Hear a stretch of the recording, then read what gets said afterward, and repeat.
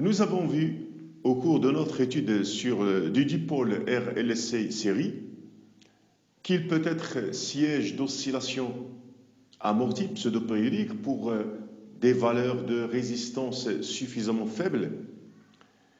Et ceci est dû à une perte énergétique par effet Joule.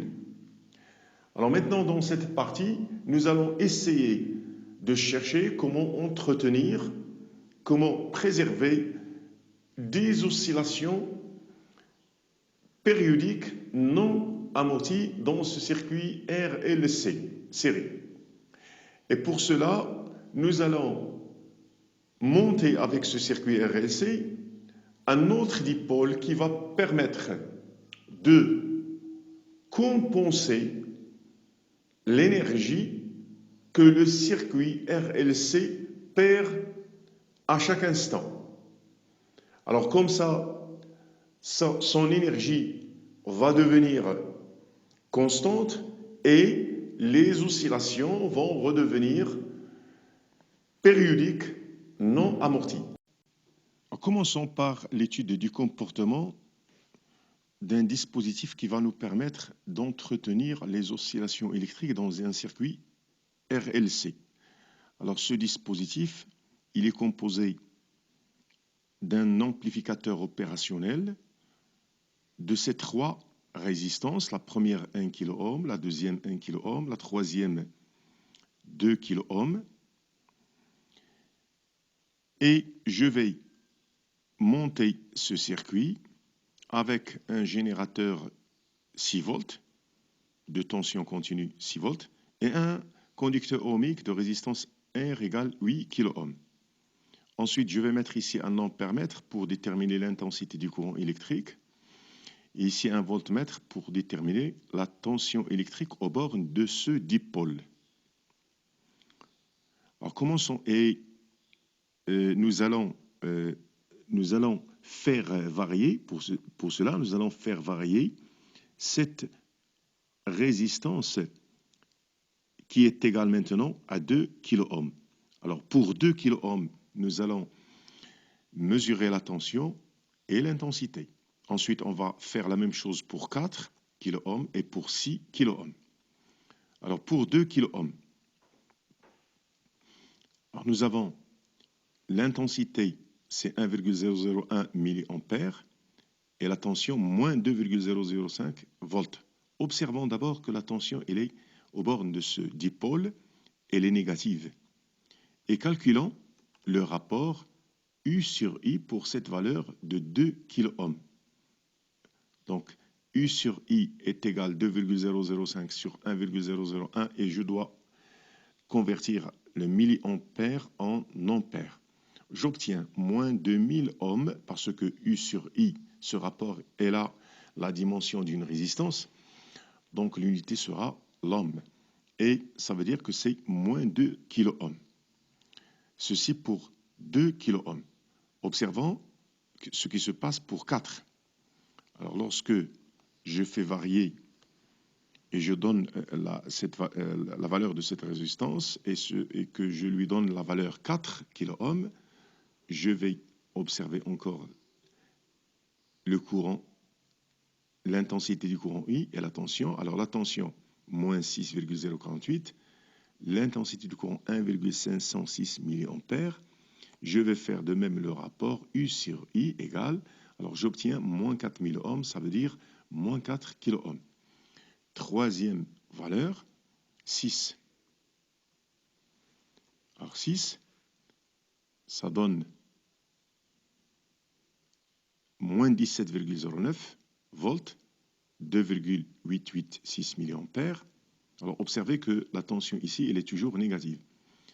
Moins 2, donc je vais faire le rapport. U sur I égale 17,09 divisé par 2,886 10 puissance moins 3, plutôt moins 17,09. Donc j'obtiens moins 6000 ohms, donc c'est moins 6 kΩ. Alors observons que ce rapport U sur I, il est toujours égal à moins la résistance, cette résistance qui est placée ici. Alors ce rapport U sur I égale moins cette résistance. Ça veut dire que je peux écrire que U égale moins R'I. Autrement dit, on peut conclure que ce dipôle, il se comporte comme une résistance négative.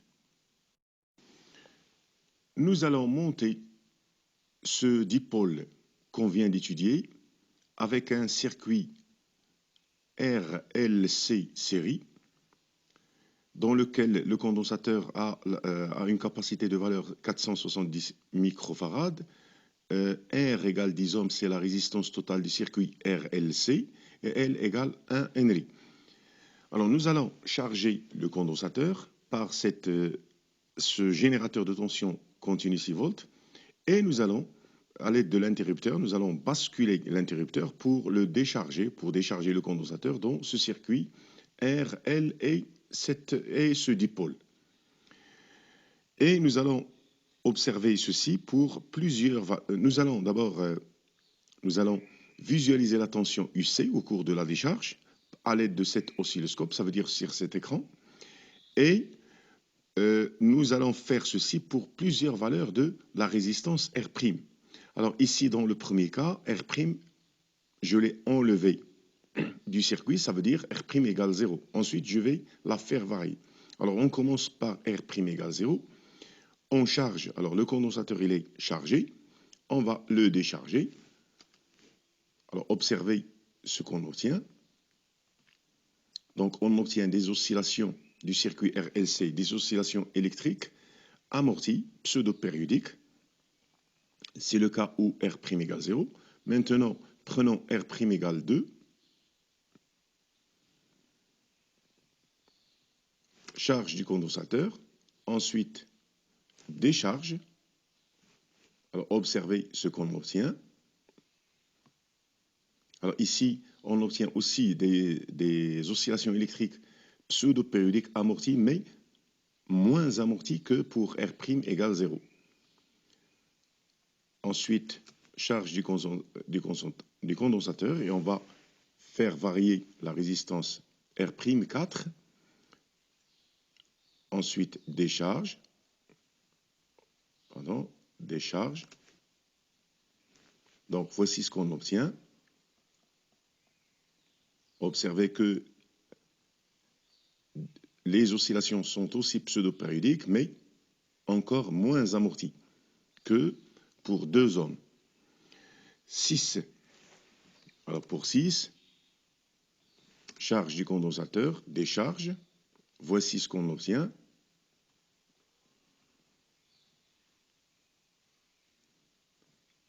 Les oscillations sont encore moins amorties que pour 4. Et pour 8,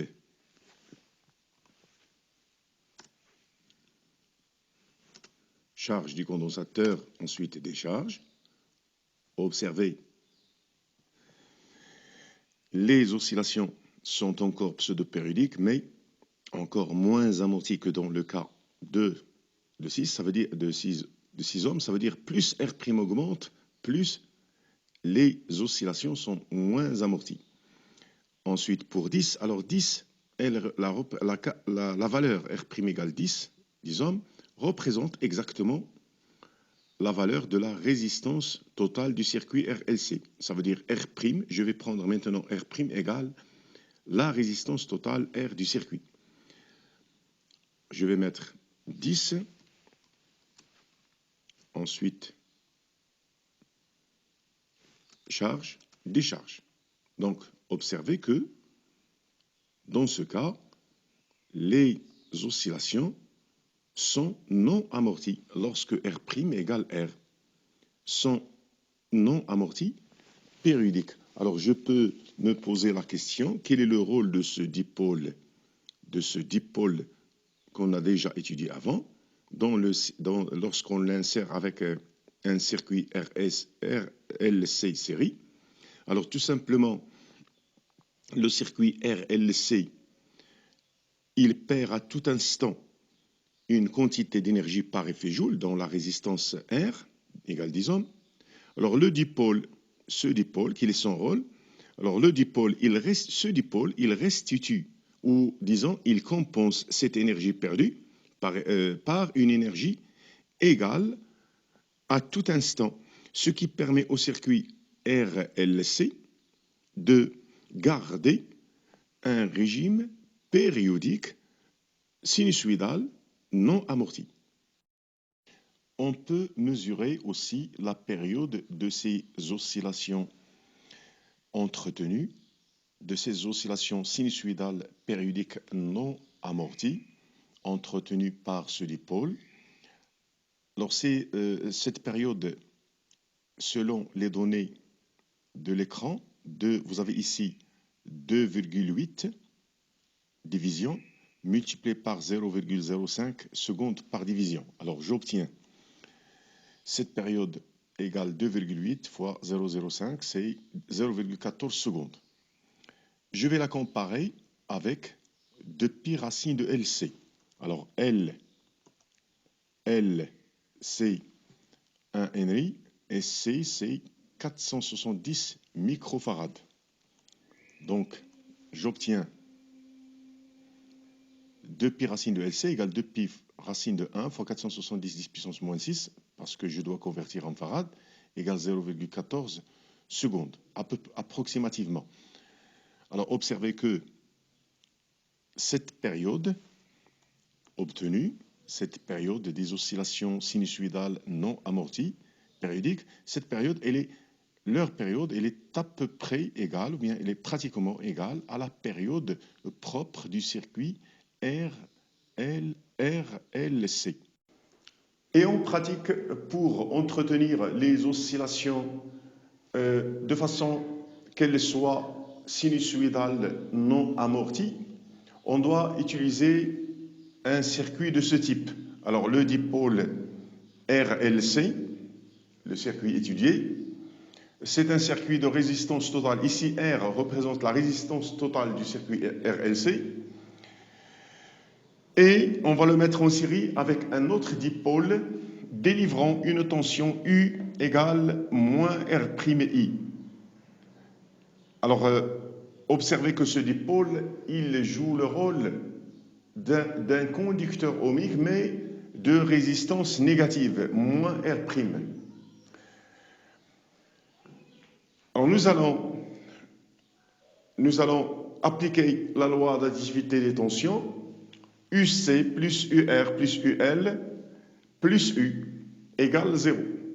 Donc, UC plus LDI sur dt plus RI moins R'I égale 0.